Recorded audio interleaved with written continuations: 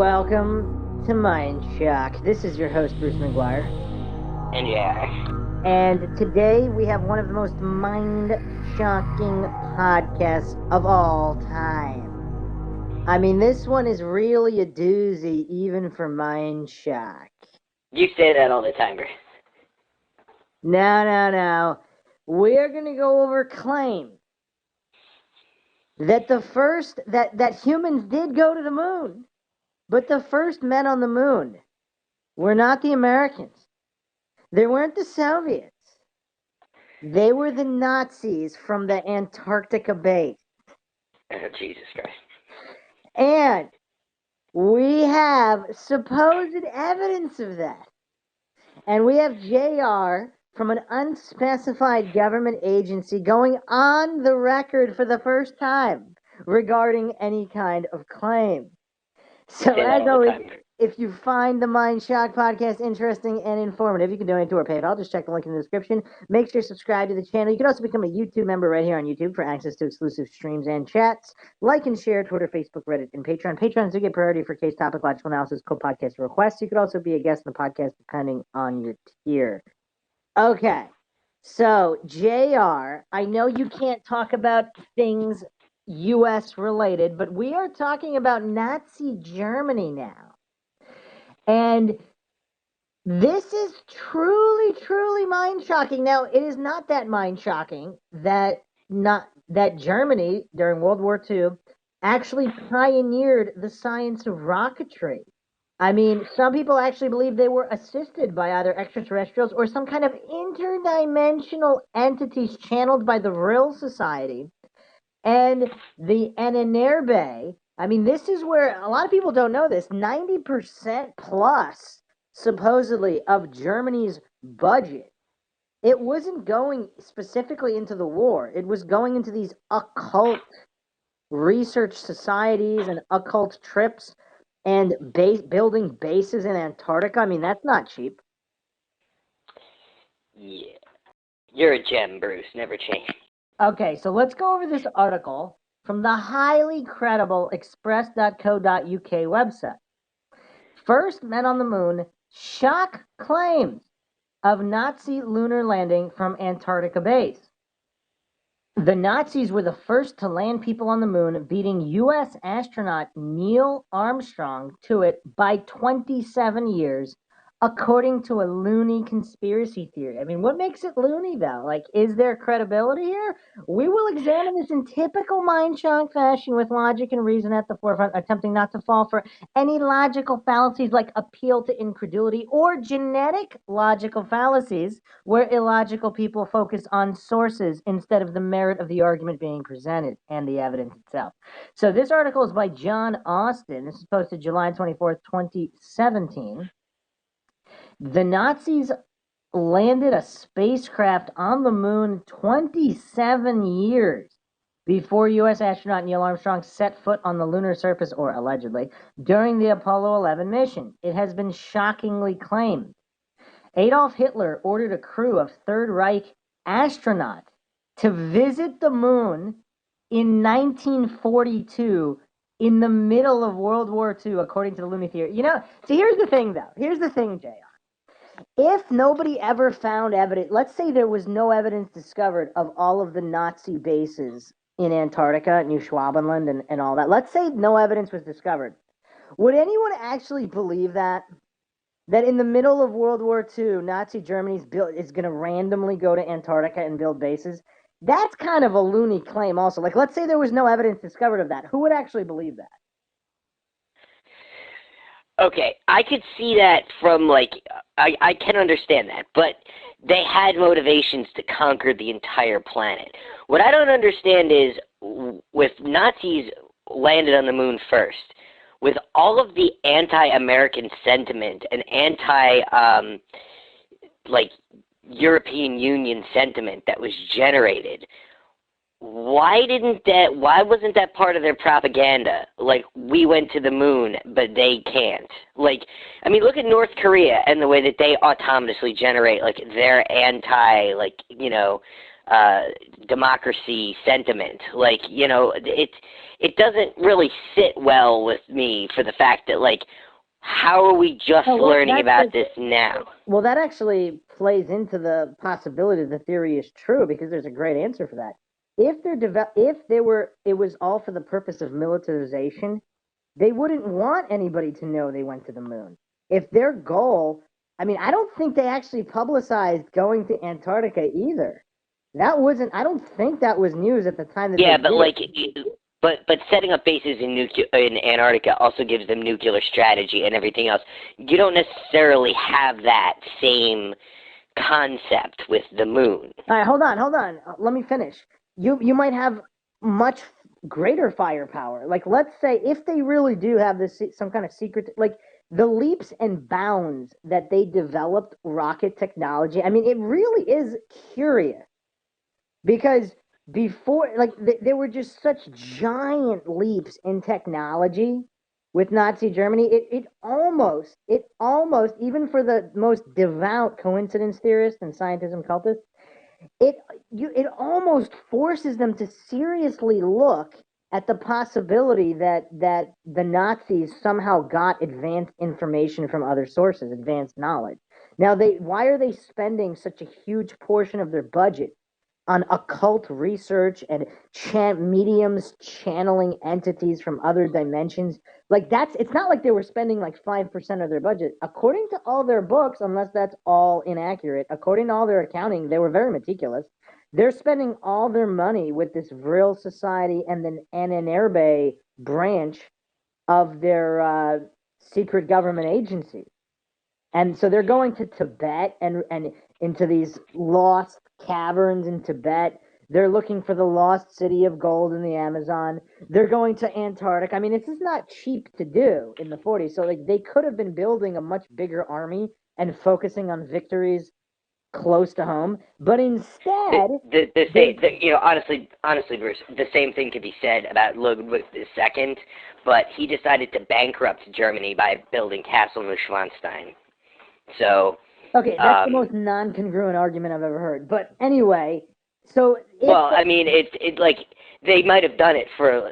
They didn't do it for the money, obviously. Like, no, they did it for. obviously They had not. other Obviously motivations. not. But when there's that amount of money and resources put into something, perhaps, perhaps they were able to tap into some kind of secret technologies. I mean, it is kind of curious that, like, with the Die Glock and the Nazi UFOs and so-called anti-gravity propulsion systems that they developed, regardless of how successful they were, they did do test flights. They have them on video. You can watch them. They're quite interesting.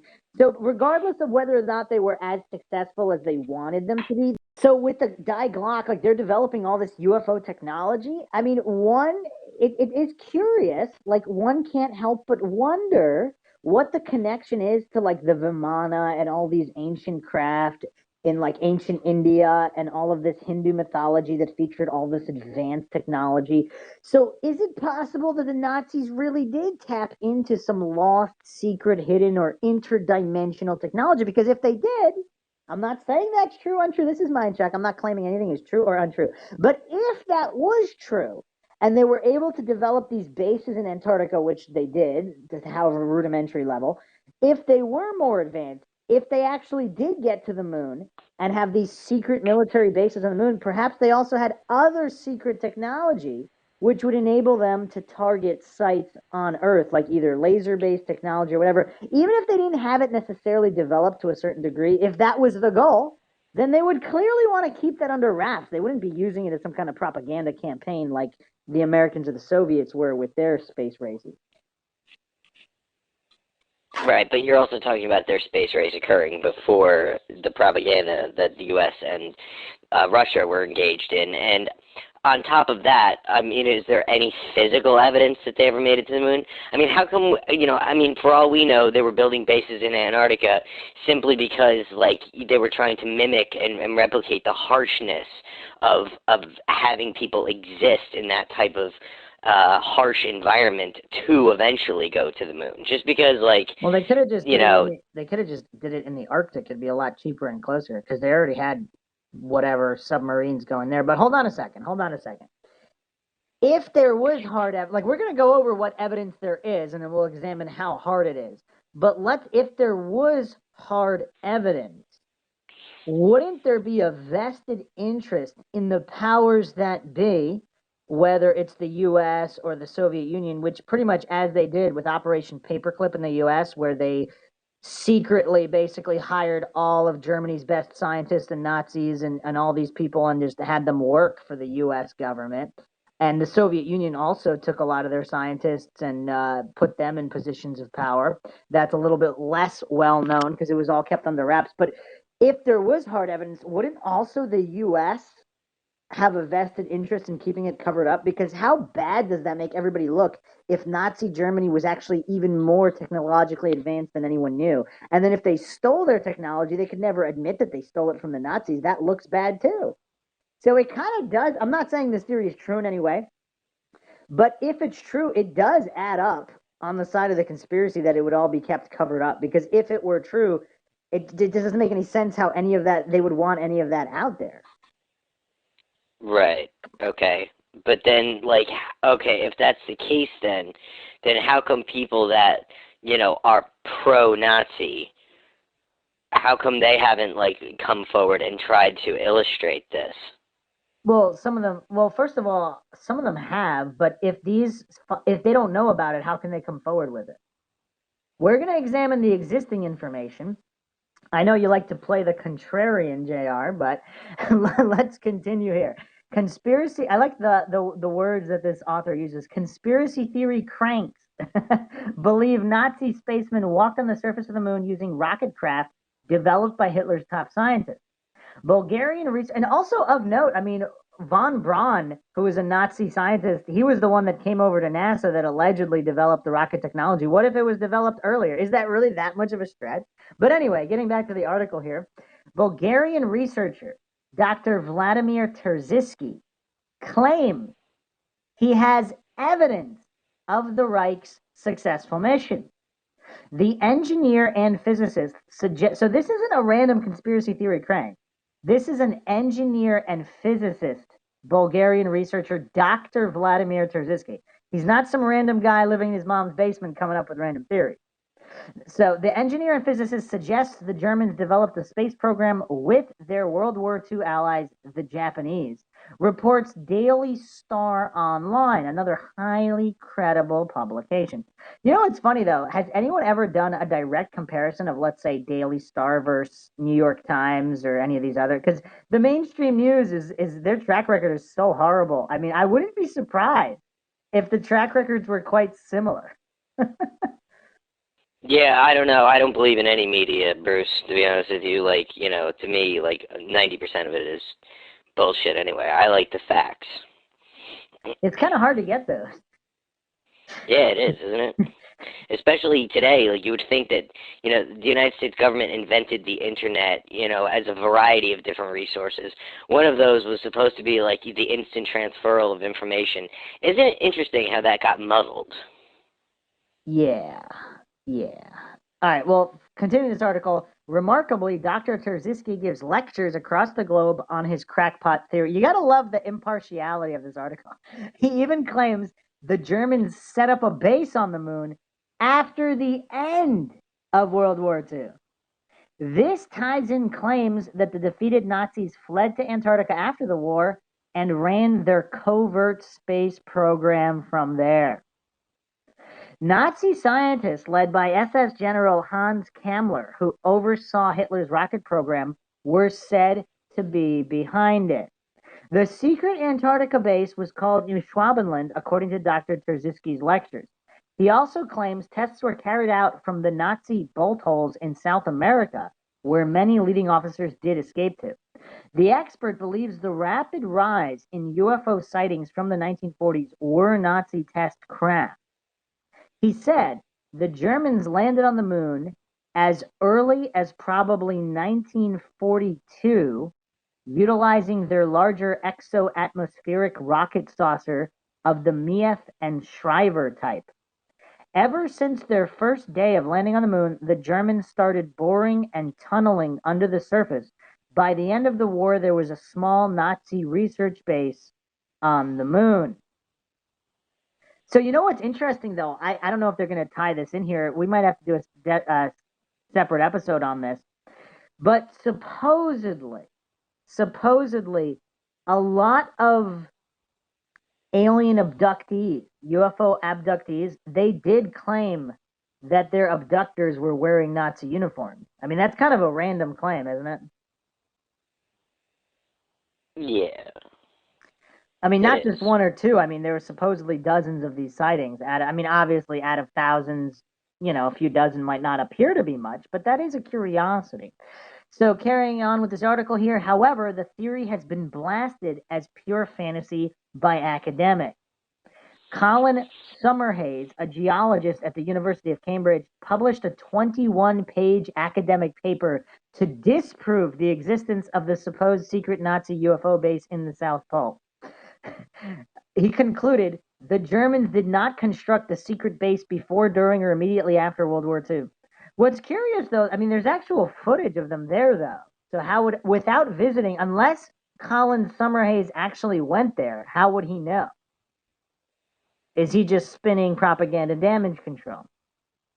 I mean, that's the cult of scientism always does that. They pretend to know things. I mean, if he actually went there and explored every single inch of Antarctica in New Schwabenland and went every single place that the Germans were proven to have went and found nothing, then okay.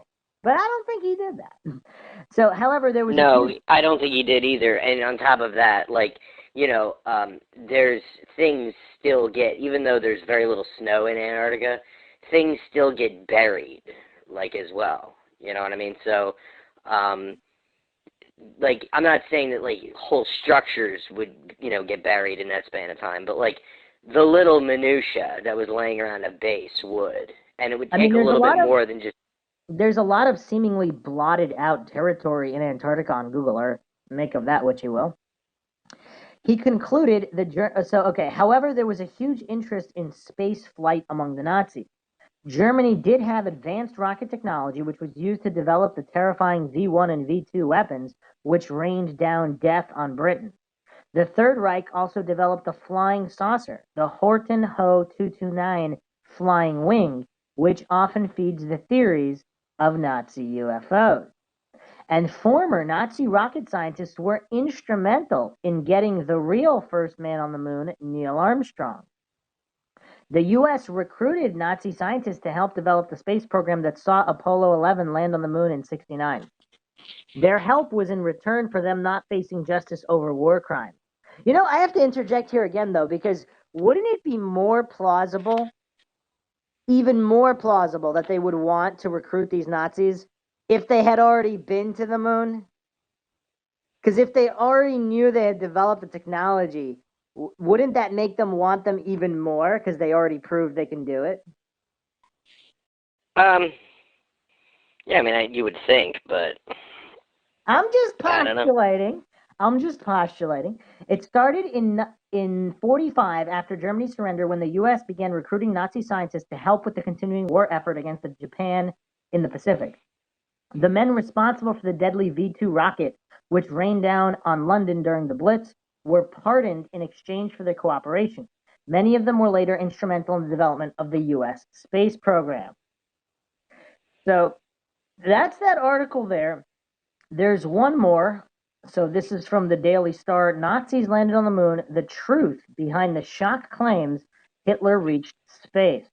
Nazis landed a rocket on the moon 27 years before the famed Apollo 11 mission. It has shockingly been claimed by Henry Holloway, chief reporter, July 23rd, 2017. Adolf Hitler sent a crew of Third Reich astronauts to the Earth's orbital body in 1942, according to the outrageous theory. Nazi spacemen walked on the surface of the moon using craft developed by Hitler's top scientists. Conspiracy nuts claim. You gotta admire how objective this article is. Bulgarian researcher Vladimir Terziski claims to have evidence of the Reich's successful missions to the moon. The engineer and physicist shockingly states the Germans developed a space program with their World War II allies, the Japanese. Daily Star Online can now reveal the truth behind his extraordinary claims and the Nazi scientists who did help the man reach the moon. Okay, but by the NASA's supposed, moon project. The first orbital spacecraft was actually Apollo 8. It wasn't Apollo 11. Apollo 11 is when they actually did the first step, but the first orbit around the moon took place with Apollo 8. Well, that And was ironically, still the 60s, though. Like, we're talking about here, this theory is alleging that... oh, well, no, it happened beforehand. I'm just saying that it was not Apollo 11. Ironically, Apollo 8 was Jim Lovell was the commander as well. Buzz Aldrin was Jim Lovell's bitch. And, it's funny because, like, even Apollo 11, Buzz Aldrin was, like, Neil Armstrong's bitch. So I just think that's funny. Actually, I'm not sure. Cullen might have been... Oh, Cullen was he might have been... Well, he was definitely the ship's commander. Anyway, we'll have to revisit that. Our NASA podcast. Regardless, yes, they, it was, what you're claiming, or what the article is claiming, is before, definitely happened before NASA, but I was just going to clarify that for you, Bruce. Because he's giving lectures. No evidence. I would like to know what he's giving the lectures with, though. Like, what is the base? Because is he actually showing the documents that he has access to? It sounds made up. Like, it probably is. It sounds like it's like a really good sci-fi thing. They existed just before the space program. So, they probably had a lot of base ground research, and that's probably all legit. But the fact that, they're walking on the moon, that would have scared the hell out of the U.S. They wouldn't have gotten involved with trying to help Britain if, they were capable of doing that. No, I don't think so, because if they were capable... So there's a lot going on behind the scenes we don't know, because we have to do a dedicated podcast on this, but the UFO battles in Antarctica, there's a lot of evidence of that. There's congressional records of Admiral Byrd actually being sent there, and these gigantic UFO battles. Was it between the Germans, or did the Germans have interdimensional or extraterrestrial help that decided to shift the balance and they stopped backing Germany? And they were, because according to other theories, supposedly aliens... No, let me tell you, the U.S. side of this. They went to Germany with suitcases of money and bought off the scientists. They came to America and NASA was born, Bruce. No, I'm not talking about Operation Paperclip. I'm talking about before that. I'm talking about during the war, if extraterrestrial alliances shifted. There's so much we don't know. So we can't... Well, that was Operation Paper before the clip. I'm having trouble finding this guy's supposed evidence. Does that really shock you, Bruce? It actually kind of does, because you would think he would present something, even if it's made up. Where is it? Unless it's been censored. If it had to do with, the Trump election, I could see. But, I don't think so. What is he saying at his lectures, though? I want to see if I can actually find footage of some kind of lecture. All right, here we go. I found it. All right, so the only thing I could really find here is on conspiracyrevelation.com. It's a WordPress site here, and there's an entry here from March 2nd, 2019. German moon base, Vladimir Terziski. German moon base Alpha. I don't know what this excerpt is from, but the Germans landed on the moon as early as probably 1942 using their larger exo-atmospheric rocket saucers of the Meath and Shriver type. The Meath rocket craft was built in diameters of 15 and 50 meters, and the Shriver-Walter turbine-powered craft was designed as an interplanetary exploration vehicle. It had a diameter of 60 meters and had 10 stories of crew compartments and stood 45 meters high. Germans had gained advanced technology in the early 40s, possibly from recovered crashed UFOs or through contact with an alien culture. This article by Vladimir Terziski, president of the American Academy of Dissident Sciences. That's an awesome name, isn't it, JR? is Yeah. a study of the Germans' involvement in the exploration of the moon and Mars. Hold on a second. Did they also make it to Mars, JR?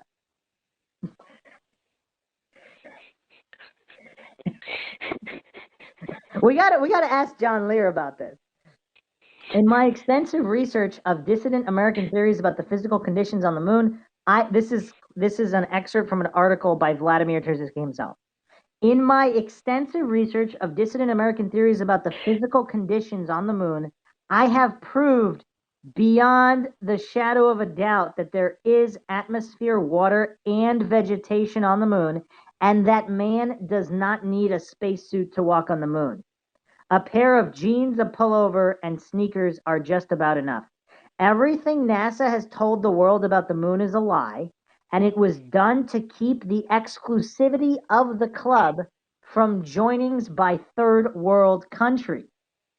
All these physical conditions make it a lot more easier to build a moon base. Ever since their first day of landing on the moon, the Germans started boring and tunneling under the surface, and by the end of the war, there was a small Nazi research base on the moon. The free energy tachyon drive craft of the Hanebu 1 and 2 type were used after 1944 to haul people, material, and the first robots to the construction site on the moon. Okay, we have to do a podcast on Nazi robots, JR. How advanced were the Nazi robots?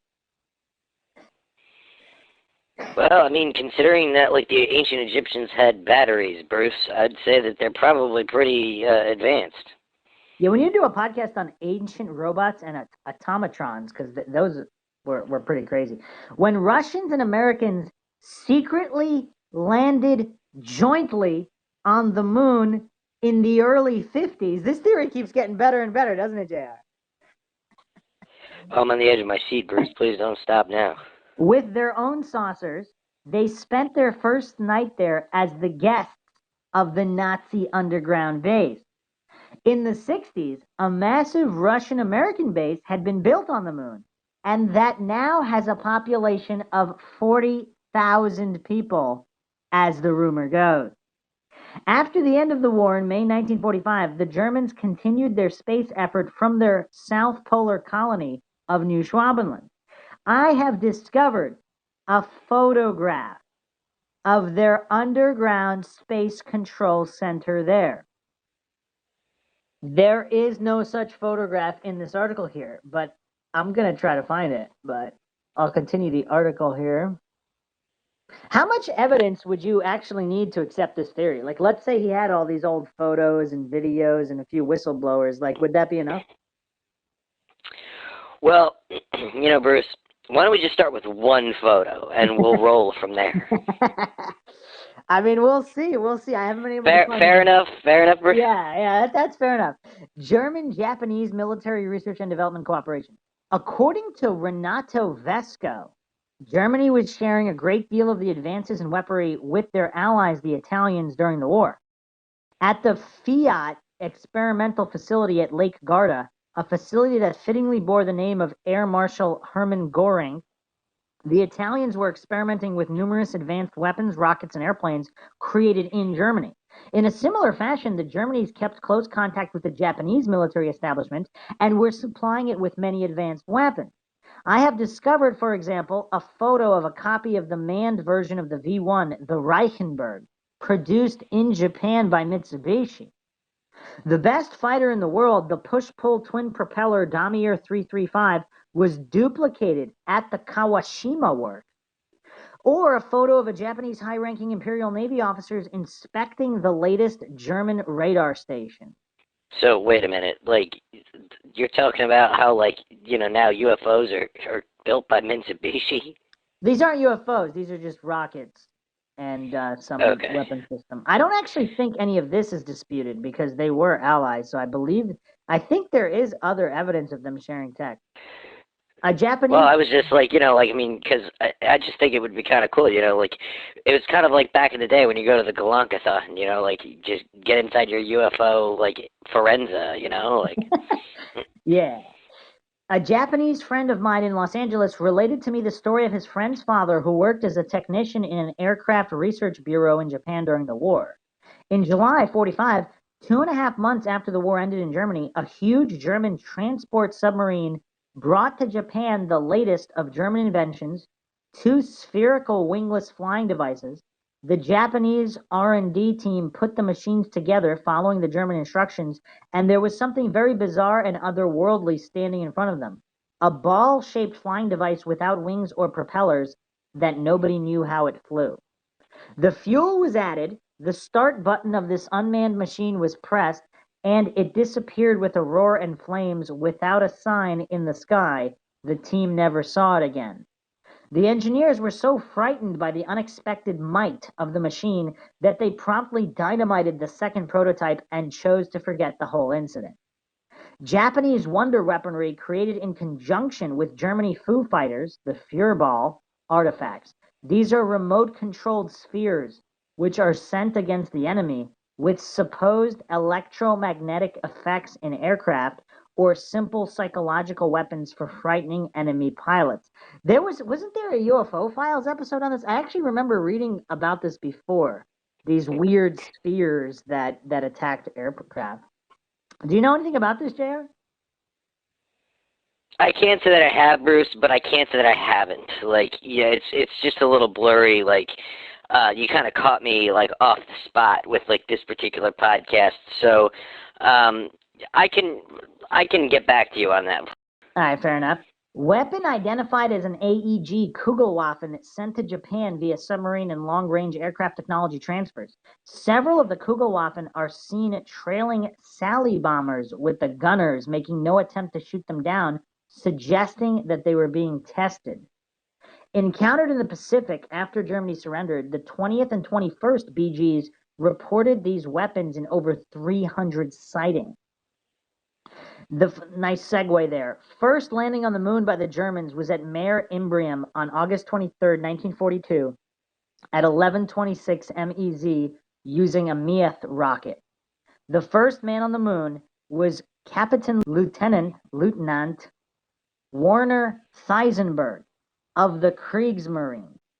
Actually, the Navy did most of the work on the moonshots, not the Luftwaffe. Landing took place without radio contact to the main control center at the Wilhelmshaven or the second control center located near Anzio, Italy. Ever since their first day of landing on the moon, the Germans started boring and tunneling under the surface, and by the end of the war, there was a small Nazi research base on the moon. One question that I have not answered yet in the affirmative is how were the Germans able to regenerate the air inside the craft for 8 months for this big crew? Quite probably they were using advanced life support systems developed initially for their larger Walter turbine and free energy submarines that were cruising the oceans without resurfacing. The radio message with the mixed news was received by the German Underground Space Control Center in New Schwabenland and by their research base on the moon. The Andromeda was a craft with a diameter of 139 meters that was meant to transport troops, up to 5 saucers, and equipment. It was probably not built, although they could have done it easily. Maybe some of the flying cigars that have been seen are later models. Journey to Mars. Are we already there? Jules Verne and other early science fiction pioneers wrote what was then considered to be far-fetched stories about the exploration of the moon and the planet Mars. They based their classic literary works not just on their own fertile imaginations, but on wild rumors circulating that such voyages had already been made, accomplished by a group of scientists, all members of the same secret society. They had tapped into an unknown power source, using it to facilitate the birth of flight years before the Wright brothers. Contacted by this secret fraternal order, Nikola Tesla, are you surprised by Tesla's involvement in this? Not by the least. Furthered their cause, coming up with his own improved method of interplanetary travel, soon to be stolen and used by Adolf Hitler and the New World Order. 47 years after World War II, in 1991, Vladimir Terziski, a Bulgarian immigrant, came into possession of some German documentary film describing the Nazi V-7 special weapons program.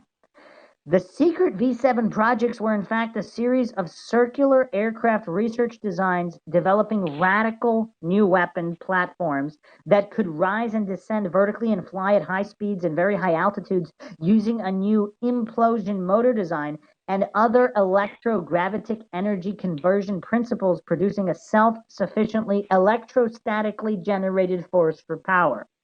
That was a mouthful, isn't it? Yeah.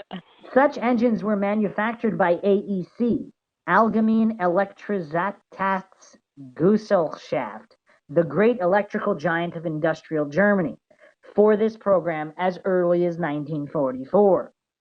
These power devices generated their own electrogravity field, which neutralized the Earth's natural gravity, in effect making them weightless. Another new engine principle used helium for fuel. There were at least three major developments within the V7 program. There were the Haunebu models 1 through 3 at least, and Vril models 1 through 7 as well, and most likely beyond that.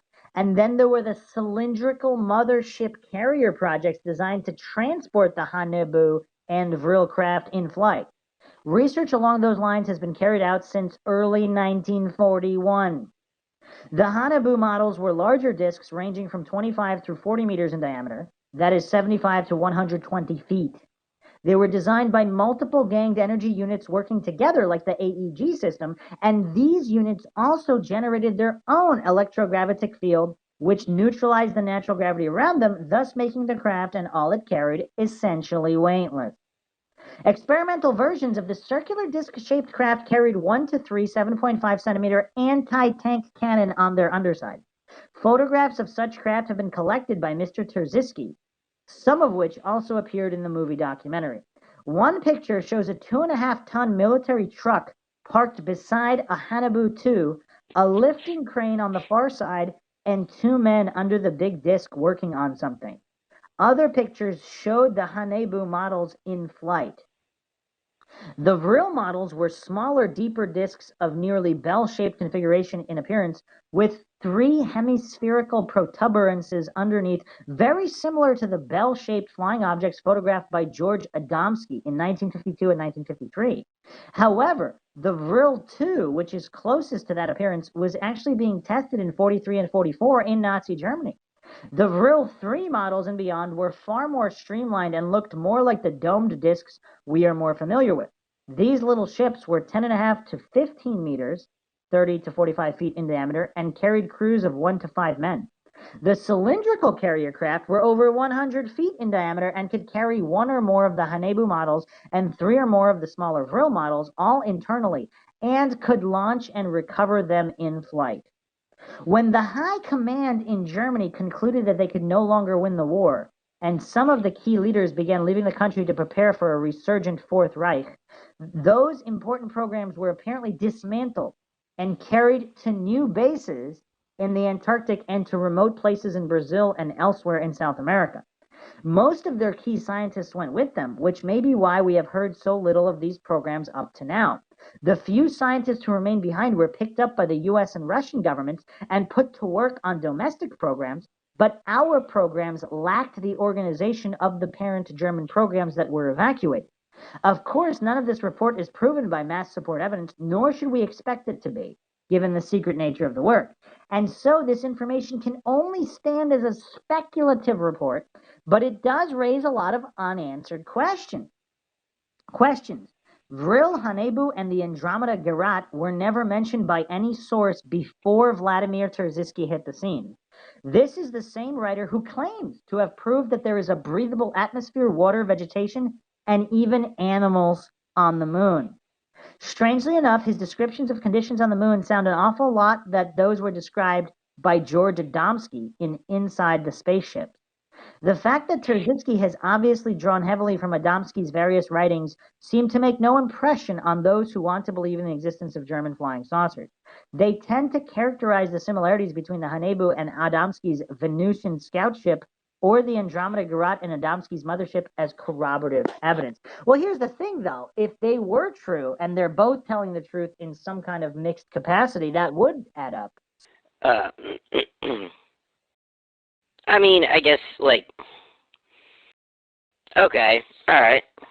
I'm still trying to find these photographs. I want to know what this documentary film that Trzynski's talking about, because again, if there was no footage of the Nazis in Antarctica, nobody would believe it, right? But since they found all this footage and then all the documents and records, now I don't think anybody is questioning that it's fake that the Nazis, developed or at least explored New Schwabenland to a certain extent. I mean, it still appears on the maps because the Antarctic Treaty uh, revolves around whoever gets there, it's claimed by them. So New Schwabenland technically still exists in Antarctica. Well, okay, yeah, but like it would. I mean, nowadays, like, I mean, they might not necessarily like admit that it's there, but like they might, like, that would be the type of thing you would have to write like the Council of Antarctica about. You know what else is kind of curious though? Nazi and NASA. Are those kind of similar words? Nazi, NASA? It's a little similar, don't you think? It's a little bit. It'd be interesting to see like what like NASA translates to in German. In Hebrew, it means deception. Well, there's not a flag right there for you.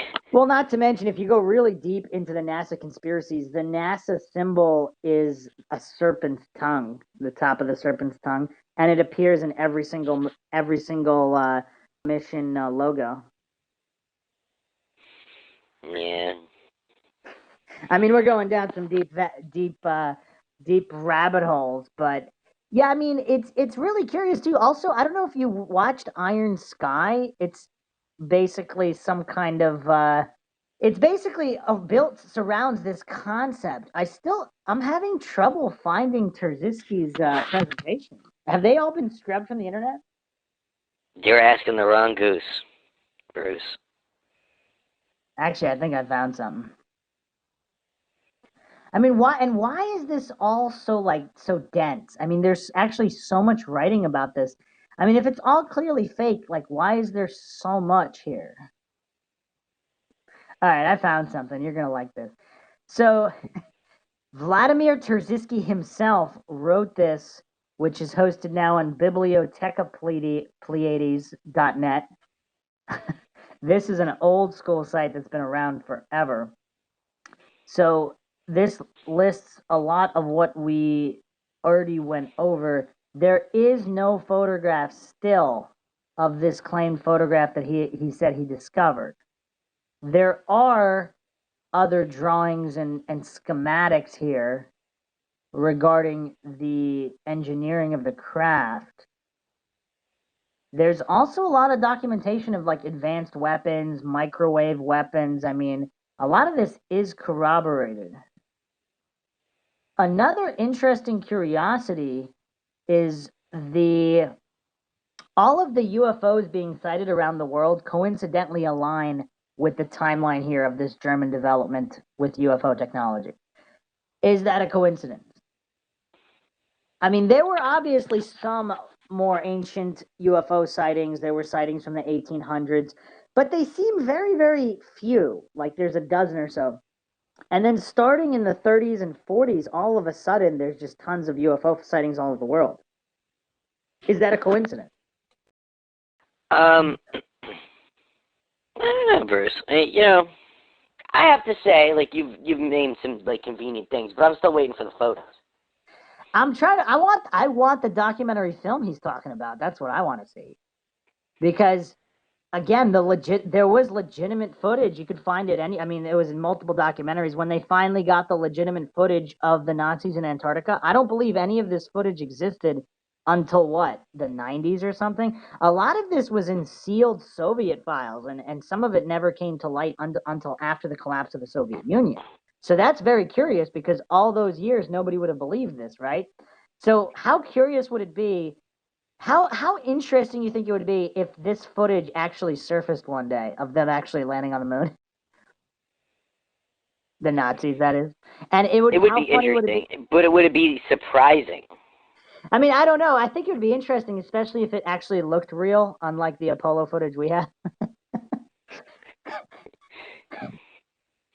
I mean, there's just so much overlap here. I mean, even the battle for Los Angeles with the 1942 Los Angeles battle with all the UFOs. I'm sure you're familiar with that.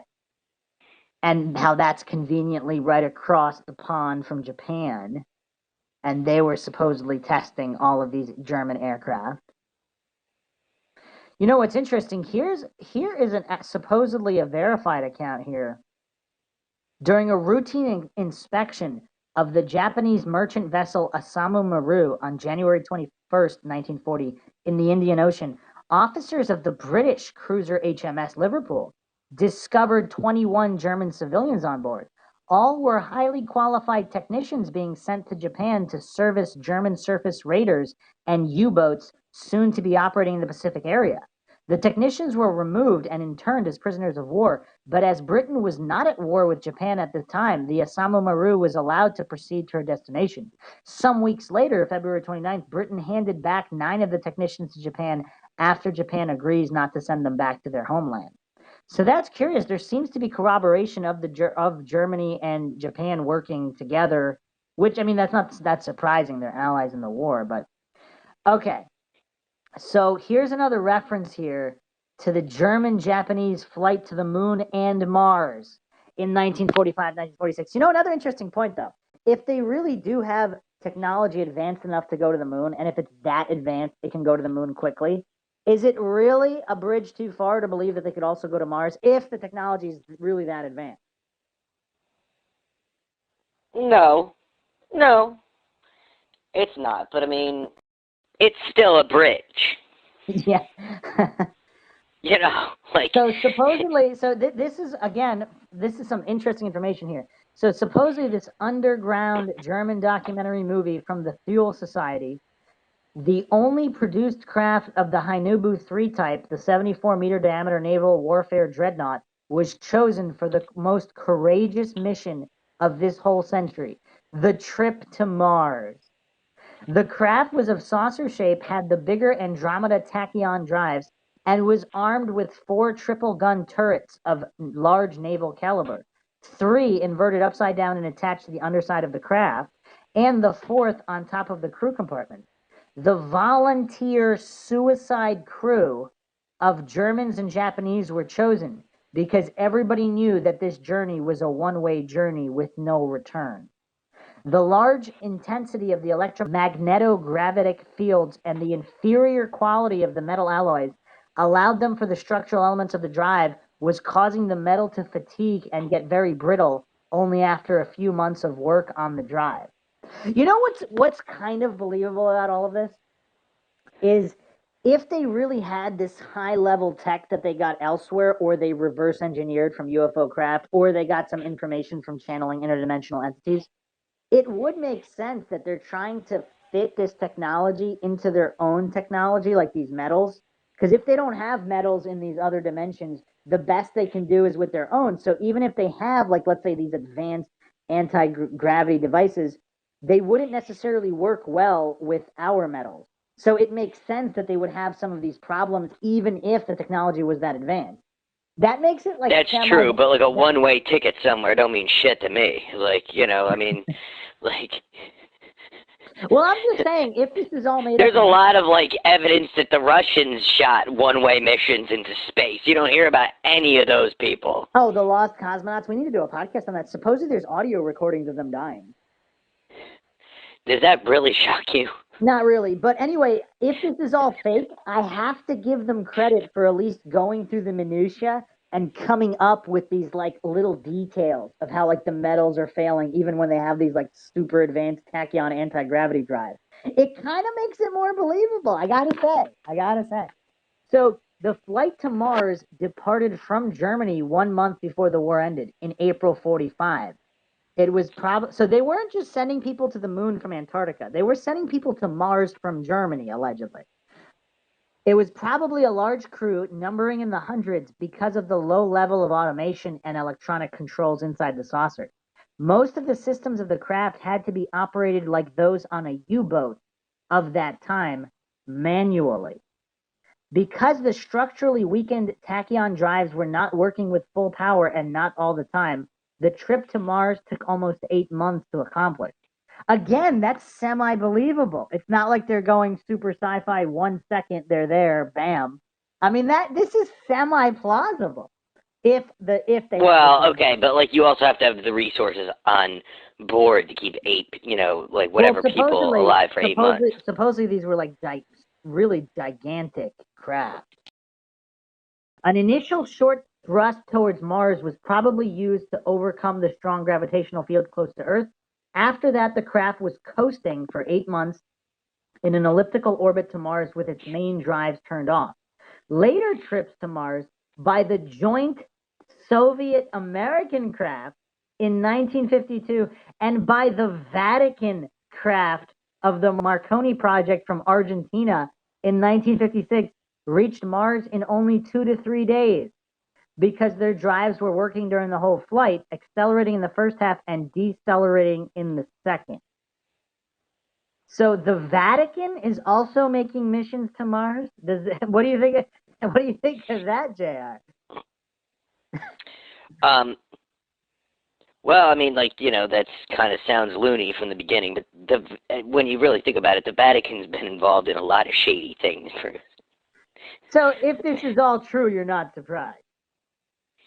Nothing surprises me anymore, Bruce, to be honest with you. Smaller Kohler converters were probably used to power the systems and life support equipment on board.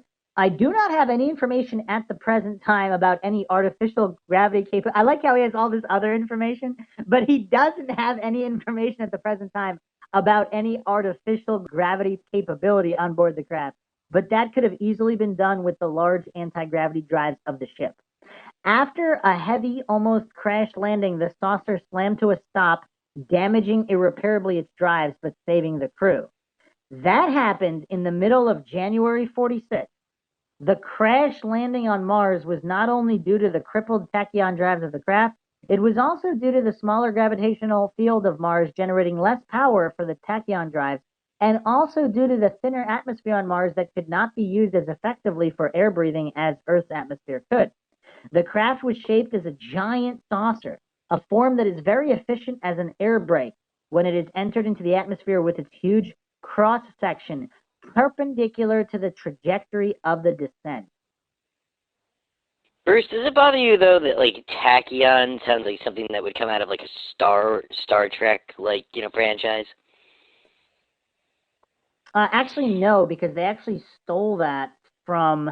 So tachyons are actually physics particles. In physics, they're particles that travel faster than the speed of light, also effectively disproving Einstein's relativity. I know, but like the way it's being thrown around, doesn't that sound like really Trekky to you? Well, because all of that is based off of tachyon. Like Star Trek used this as the base, so not really. I don't know. It sounds Trekky. The thing is, they were theorized in 1967, so it is a little curious how he's referring to them after the fact. So I would want to see these documents he's talking about. Does it actually say tachyon, or did he translate that? Because I'd be curious to see that, and also verification of the age of these documents this guy allegedly has, as well as the alleged film he has of all of this. Yeah. One question that I have not answered yet in the affirmative is how were the Germans able to regenerate the air inside the craft for 8 months for this big crew? Quite probably they were using advanced life support systems developed initially for their larger Walter turbine and free energy submarines that were cruising the oceans without resurfacing. Another curiosity here, again, I have to give this guy credit. It's not like he's pretending to know everything. He's specifically saying things he doesn't know, which leads a little bit to credibility. I mean, if this is all fake, I have to give this guy credit. It's pretty well thought out fakery if it's all fake. The radio message, Right. the radio message with the mixed news was received by the German Underground Space Control Center in New Schwabenland and by their research base on the moon. The Andromeda was a craft with a diameter of 139 meters that was meant to transport troops, up to 5 saucers, and equipment. It was probably not built, although they could have done it easily. Okay, so this is all very, very curious. I still want to know, like, where is this evidence? But let's get into a little bit more curious territory. Because Vladimir Terziski also has a lot to say about the alien grays. Are you ready for this, JR? Go ahead. Nazis and the Greys. Researcher Vladimir Terziski believes, in spite of all the descriptions of aliens given by abductees, that there are also craft constructed by the Illuminati, which are taking advantage of the alien question by attempting to pass off their own black projects as alien technology. Although Terziski is uncertain as to the existence of the so-called Greys, he does admit his belief in an ancient human-like society which possesses anti-gravity craft. Terziski states that whether or not the Greys exist, the New World Order may be using the external alien threat as a means to bring about world unity after the fall of Russia, while at the same time hundreds of valid but undesirable ET contacts with more advanced races are debunked or ignored by the government. If some researchers are correct, Bavarian intelligence, the Illuminati's Skull and Bones Society, the Thule Society Nazi Empire, the CIA NSA network that was germinated from within the Bavarian Illuminati, and the Bavarian Thule Societies are actually working with the Greys in secret. It's kind of impressive how they roped all that in, isn't it? I mean, Yeah. they roped everything into that one. Even if the New World Order declares war on these creatures as opposed to a grassroots human existence, one can be assured that this war will be a farce, as have other conflicts in the past. So perhaps some kind of blue beam insinuations here. It would very well be like the Korean War conflict, where socialists within the UN waged a no-win police action against Southeast Asian communists. General George Douglas MacArthur, for one, accused the socialist leadership of the UN of intentionally sabotaging his forces in Korea by leaking American positions to their communist allies. Do you know anything about that, JR? No. Now, in recent years, patriot organizations have been warning of a possible Red Dawn takeover of the U.S. by socialist UN troops, who now have an increasing army of UN troops training within the borders of the U.S. If such a takeover attempt were to occur, we would suggest that the UN complex in New York City increase its security by at least 1,000-fold to defend itself from the retaliation that would follow. Let's just say that there is an entire army of grassroots patriots walking in the wings to defend America from such a threat if or when such an invasion is attempted. The Bavarian National Socialists who ultimately control the UN, such as the Trilaterals, this guy's roping in everything. This is kind of impressive. Are reportedly tied in with the reptilian Grey Empire. So it is doubtful that any resistance to the invaders will come through the Trojan Horse United Nazis, or excuse us, the United Nations. Such a war, in quotations, may be the grand finale of a series of outward Machiavellian conflicts, which the Bavarian Empire has allegedly arranged between nations over the centuries for the purpose of simply keeping the human race in the state of disorder, chaos, confusion, and fear, which is so necessary to ensure the final goal, an absolute electronic dictatorship in which every human will be tagged and branded like cattle with an electronic chip implant, which will make the absolute spiritual, mental, and physical slaves of the New World Order. Keep in mind, this was written many years ago. I don't have a date here, but this article is probably 10 or 20 years old. Multitudes may be deceived into receiving this mark of the beast or the serpent, and in doing so will have relinquished the greatest thing that they possess, their free agency, and with it their soul. Terziski alleges that the Illuminati has been involved in top-secret space research and development since the turn of the century, and that the Nazis, the American Eastern Establishment, and the KGB has been involved as well. I mean, I'm just endlessly impressed by this guy's ability. Yeah, this guy's not paranoid at all. Like, I don't think this guy, like, this guy's ability to connect this many dots in this little time, because this is only a few paragraphs, and has he connected almost everything in the conspiracy field? I mean, this guy's roping in everything. Yeah. In other words, I have to say, it's pretty impressive. Yeah, in other words, the lower classes of all of these nations were themselves largely unfamiliar with such top secret research, although the Illuminists, working in the highest levels of internationalism, were and are intricately involved. Although it may sound rather incredible, Terziski alleges that he possesses confirming information, such as the first video expose of Nazi UFOs.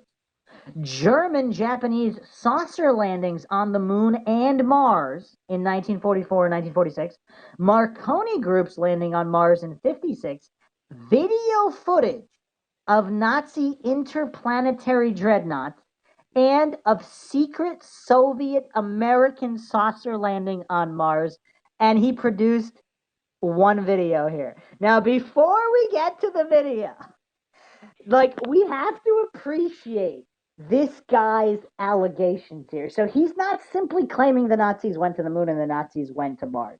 He's claiming that there were German-Japanese saucer landings on the moon and Mars, Marconi groups landing on Mars in 56. I mean, there's multiple different groups here doing these landings. I mean, you gotta admire this guy's versatility in tying dots together and coming up with narratives that seem plausible if you accept the basis that they're built on, that there is advanced tech. Because obviously, if there's no advanced tech, they're not doing any of this. But if there is advanced tech, then the plausibility exists. Now, here is a curious video. Actually, hold on a second. Let's finish with this guy. We're almost done. There's only a couple more points here. He's about to rope in even more. I mean, this guy's impressive. I have to say, this guy is impressive. Although many of the grays have been described as neosauroid configuration, other grays pose a different mystery as to their origins and seem to be more of a biosynthetic or manufactured configuration. Vladimir Terziski suggests that some of these grays may be, quote, a product of the U.S. government's biogenetic cyborg research and development program. You need to have this guy on MINDSHOCK, Bruce. This guy's hitting all the bases. JR, what do you know about the government's biogenetic cyborg research and development program? I'm not at liberty to say, Bruce, but I have to say, what I can say is that this guy needs to either be subscribed to MINDSHOCK, or better yet, we need to fly this guy from whatever rock he comes from and have him as a guest on MINDSHOCK. I think he's a professor at the University of Missouri. Well, we'll come to him. I mean, seriously. He actually he's a Bulgarian-born engineer and physicist. He actually graduated cum laude from the Master of Science program at Tokyo University in Tokyo in 1980. Okay, call me crazy, but I would say this leads to even more credibility because he's a Bulgarian guy. He's a professor in Missouri in the U.S., but he actually graduated from Tokyo University in Tokyo. So he actually had connections in Japan and could have theoretically talked to a lot of people in Japan specifically about this information. Bruce, even if this guy is completely full of shit, it would be interesting to just sit there and have a beer with the guy.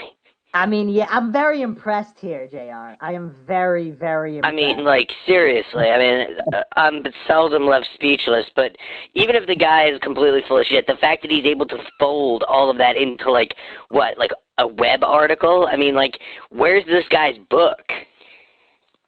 Hold on a second. Let me see. Yeah, we need to do a podcast on this guy's book. Because he's got a book. If he's willing to let that go and a simple. Okay, so he's got a few different books. Close Encounters of the Foo Fighter Kind. Did World War II Germany invent and build the first operational fighter saucers on Earth? He invented a new word too, like a fighter saucer. I've actually never heard of that before. He sounds like perfect MINDSHOCK. So he might have been interested. So I just searched his name on Amazon. That's the only book that comes up, and it's actually out of print. Well, you go to Abe Books and look it up. All right, hold on a second. His name also appears on a bunch of DVDs. Alternative 3, The Evidence of the Leaked Cover-Up by Vladimir Terziski. And there's actually a photo of a guy giving a speech. I don't know if this is Terziski himself. But he's also appearing in Omnek Onek, My Life on Venus, and Alternate Views of the Universe by Vladimir Terziski. So what does he know about Venus? Because we didn't even get into Venus yet. I just know that, I mean, if he's on like DVDs, that means he does guest shows, guest No, it looks appearances. like they interviewed him for segments. It doesn't look like, because I don't think that this isn't about him. It's by other people. It's just, it appears that they interviewed him. Project Paperclip Volume 1, I was teleported to the surface and to the inside of the moon and Mars. German UFOs and Other Suppressed Alien Technology Volume 1. The Illuminati Elite Mind Control Influences on the Subconscious Mind. Don Kelly's Free Energy, Anti-Gravity, and Gravity-Altered Falling Magnetic Magnets. Magnetic Magnet. German UFOs and Other Suppressed Alien Technology Volume 2. German UFO Foo Fighters. Project Paperclip Volume 2, Father was an overseer of the trainers for the aliens. The fact that he's got UFOs and Foo Fighters in the same line alone is... Terrestrial component of the alien presence. So he was interviewed for these. So it does look like it's him. I mean, you would think people would have uploaded this to YouTube by now, but it's, man. Well, it was probably ripped down as, like, fake news or misinformation because, I mean, you know, like, it's not part of the regular mainstream political machine. Oh, wait a second. I found something. JR.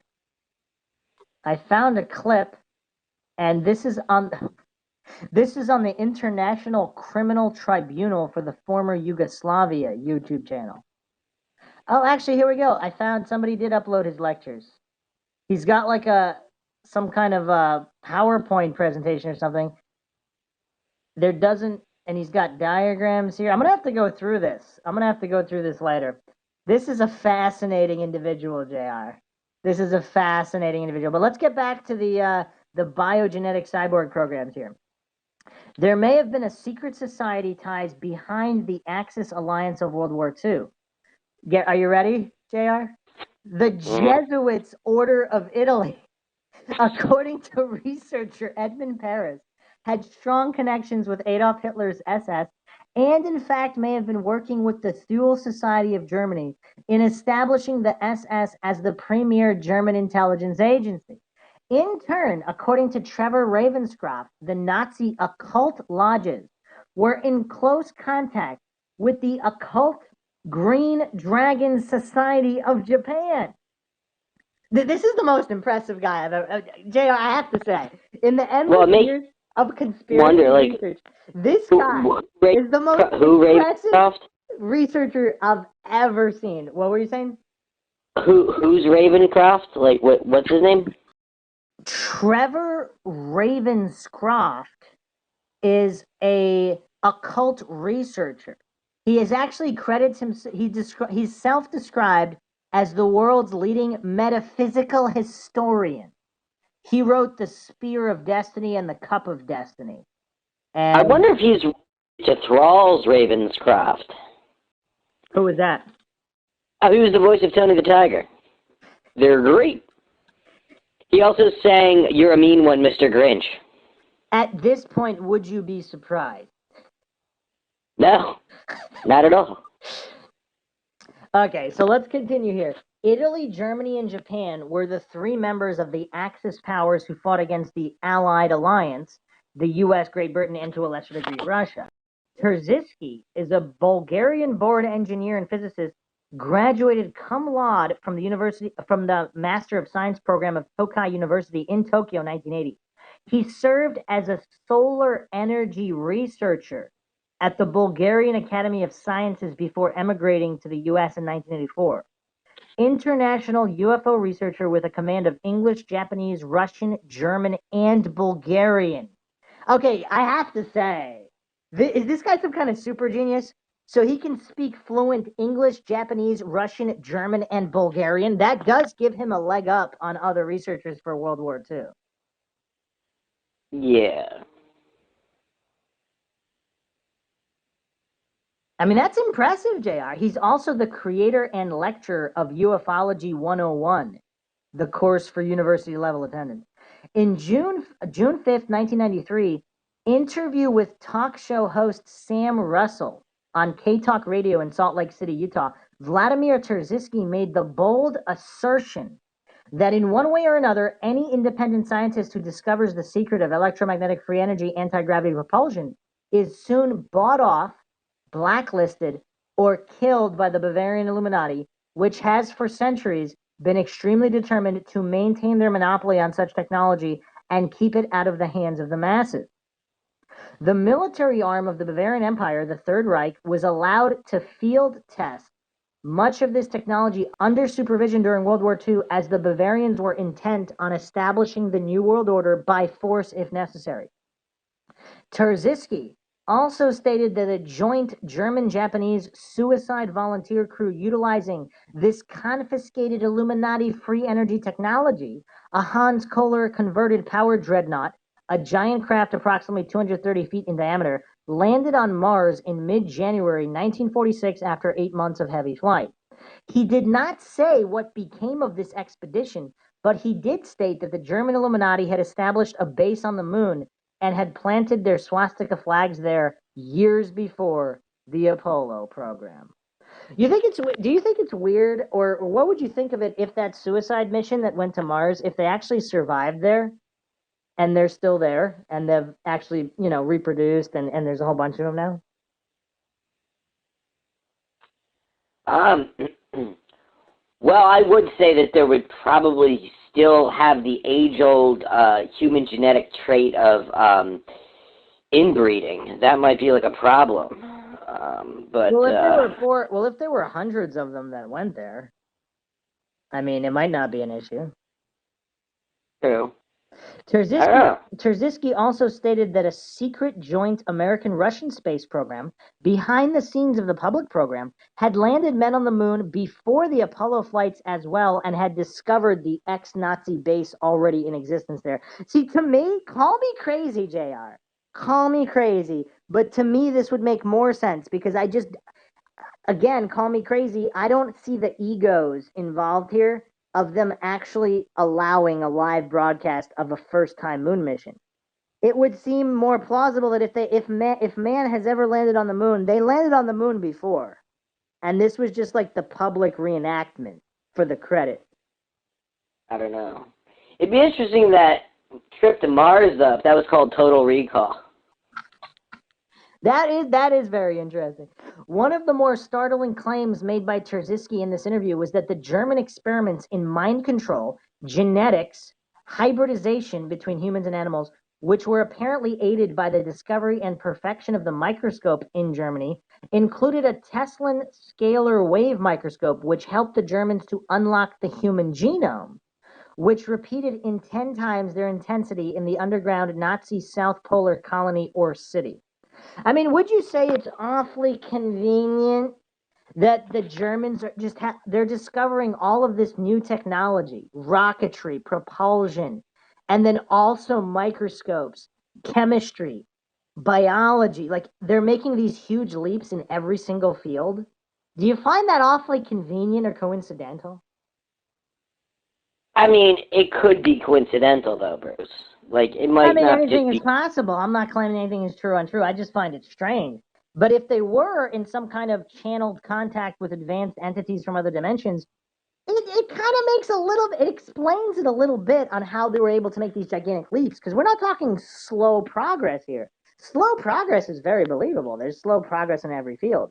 But these gigantic leaps, I mean, it's kind of tough. It's tough. This base city rumor has it. It is known by its inhabitants as the New Berlin and contains a population of over 2 million people loyal to the Nazi philosophy. Okay, hold on a second, JR. Do you believe there's 2 million people living in Antarctica in New Berlin? And if there are, is that why the UN Antarctic Treaty exists, to prevent anybody from finding out about this? Well, I was under the impression that the Antarctic Treaty existed so that, like, no one could specifically colonize Antarctica. On top of which, if they have the Nazi belief system and live in Antarctica, which I'm guessing they probably didn't bring a coven of Jews with them, and they probably weeded out any other race that's not of the Nazi belief, then they're probably living in harmony somehow in Antarctica. I don't know. That's a tough one, but we're about to get crazy here, JR. I know we're already crazy, but it's going to get crazier. So these include the so-called purebred Aryan SS, who apparently utilized slave labor to expand their underground empire. The genetic experiments in this underground metropolis, as in the trilateral Dulce, Dreamland, Luna facilities, is reportedly continuing unabated. Now, we obviously need to do a separate podcast on the Dulce. How do you pronounce that? I don't know. The Dulce. I say we send Project Amnesty over there to make sure that they're okay, though. The Dulce base, as this was actually purported first by Phil Schneider. We're not going to get into him, but conspiracy theorists are well familiar with Phil Schneider and him going public with certain things. So Terziski claims that German occultists gained entrance to underground repositories below Tibet with the help of Aramanic and Luciferian secret societies in that country, where they gained access to ancient records from an early civilization which developed its own form of occult technology. I mean, this is impressive. We're getting to Tibet here as well. According to Vladimir, the Nazis had made contact with half a dozen alien races, including the malevolent reptilians, which may explain why they were so successful in their technological pursuit. Could the U.S. government, fearful of the Nazi Empire alien gray empire alliance, have chosen to negotiate with this powerful force rather than stand against it? If you can't beat them, join them. If so, it may have been a tragic, pathetic, and cowardly decision, not only for themselves, but for their and our posterity. Apparently, the German Nazi Illuminati had established a pact with the serpent races long before the American secret conventional hybrid government had done so. The South Polar Base, according to Vladimir Terziski, is also actively involved in space travel. And if the theories of W.A. Harbinson and others are correct, they may in fact constitute the Aryan Blondes, who have been working with the Greys and Reptilians in UFO scenarios in an attempt to abduct, implant, and program the minds of humans in an apparent long-term agenda to conquer the minds of the nations and therefore the nations themselves. Failing to do so during World War II in an overt manner, is Bavarian Draconian Alliance now attempting to bring about a covert takeover of the planet from their South Polar installation. So what do you think of all that, JR?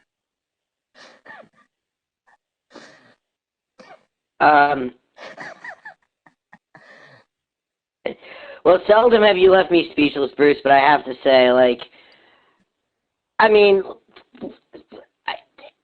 and drugs aren't involved. Like, I mean, you know, it's interesting how, like, they didn't talk, they brought about all these things, but, like, they never mentioned any kind of, like, you know, druggings or anything like that. I mean, you know, isn't that kind of curious? Like, Yeah, I mean, it's bizarre. I found an excerpt of one of Vladimir Terziski's articles authored by himself in Steam Shovel Press, #9.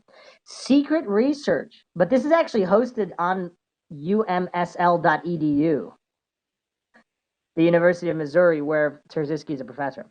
Secret research on anti-gravity and space flight organized by the German secret societies during World War II. So again, this is not some random WordPress blog. I am reading this from umsl.edu.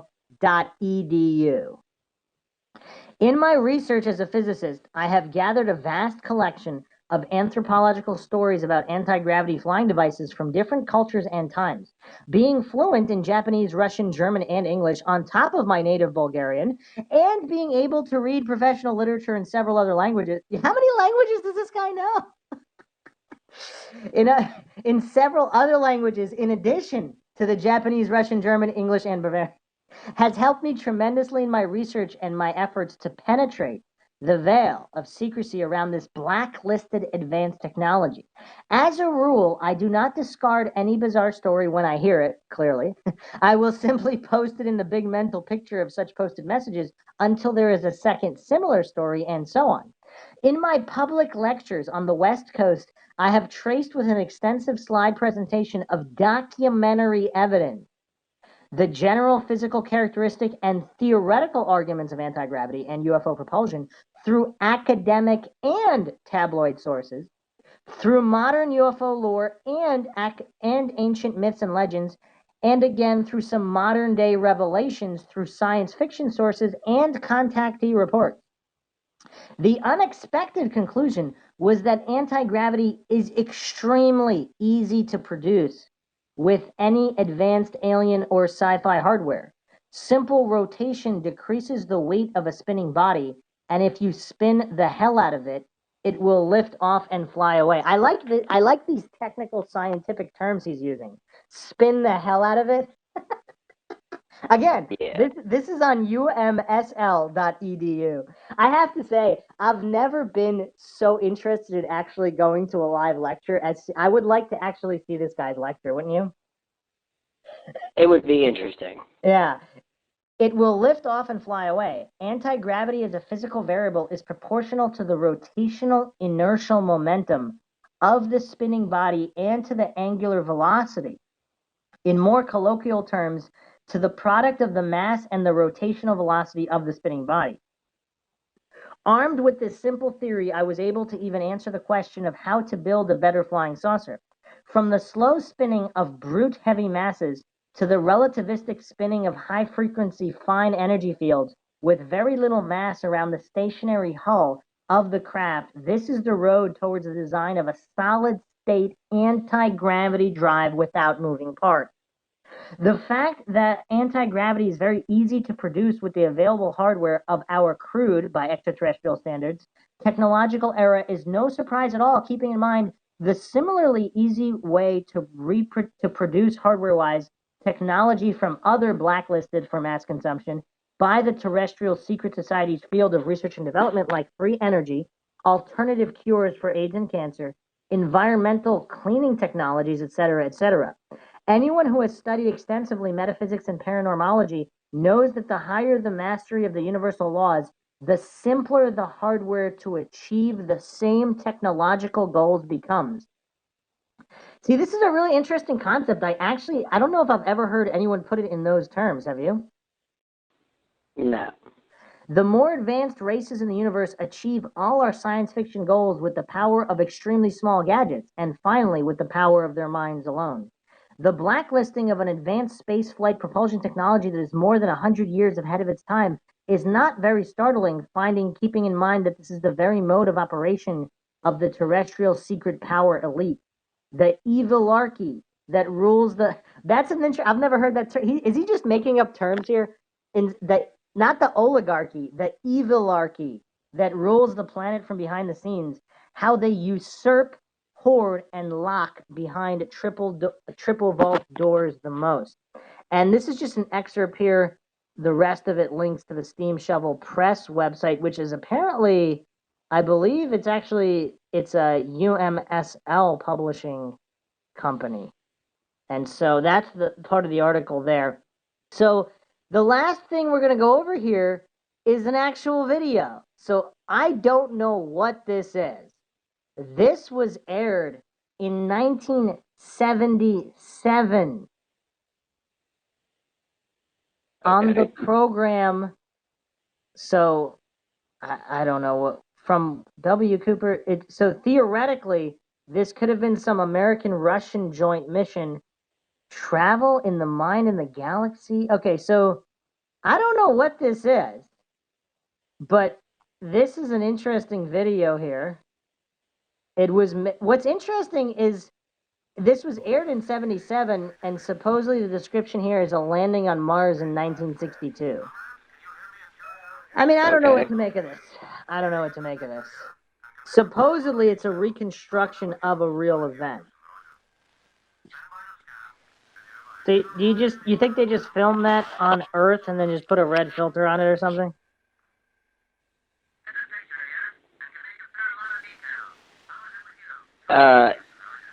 Yeah. Just give me a second. Yeah, I don't know, man. And would it be curious? I've always found this idea fascinating that any kind of real footage would be passed off as fake footage so nobody would ever question it. I'm not saying that's what happened here. I'm also skipping through Terziski's lectures here. He has interesting schematics. Most of them are hand drawn. I don't know if these are translations or what he's doing.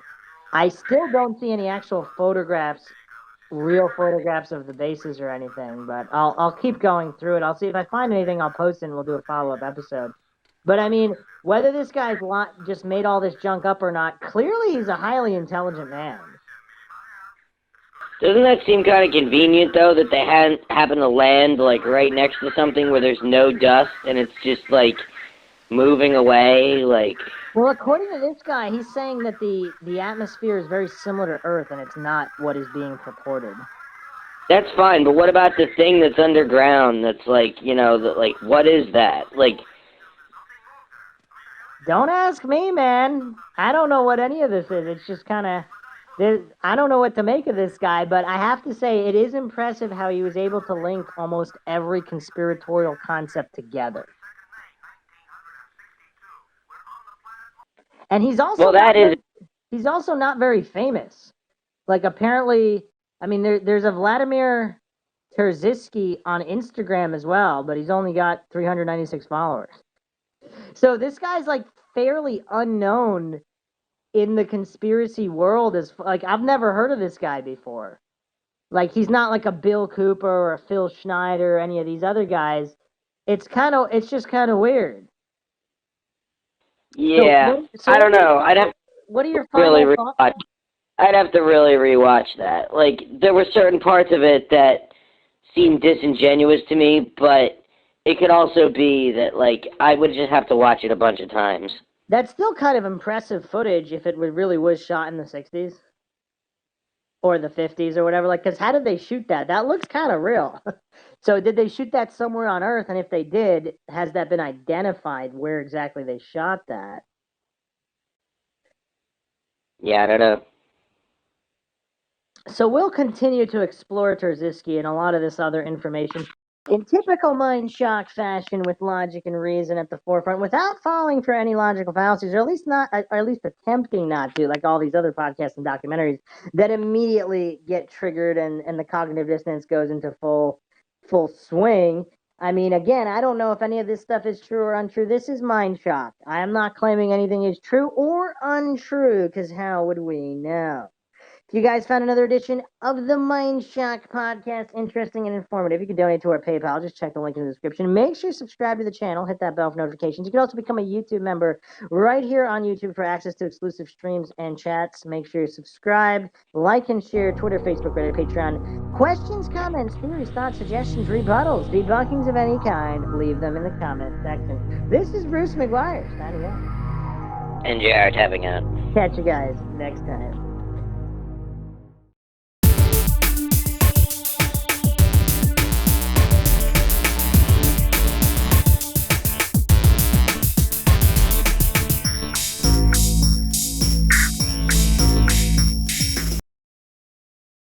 I will say that the footage looks like kind of like sketch, but the guy himself seems interesting. Like, I would like to probe him deeper. You know what I mean? Like, I don't immediately associate that footage with the guy you were talking about, because I'm not saying it is. That was just the only thing I could find. I'm not 100%. Like, I kind of feel like they're riding on that guy's coattails, because like. That footage seemed like it was... That wasn't linked to his name. That was just linked by someone else as saying, as a question mark, is this footage related to what this guy's talking about on this mission? I haven't found anything that's him claiming that this is his evidence. It was just the only thing anybody could find. And they just they uploaded it and posed the question, is this related? And they didn't even put his name in it. They were just like, if you read the description of the original, I think I sent you the AI upscaled version to high def, but in the original version, it just says, is this related to like the conspiracy theory about the American German, whatever. I think they even got it wrong, like, because Terziski was specifically alleging it was either, whatever, America, Russia, Germany, whoever.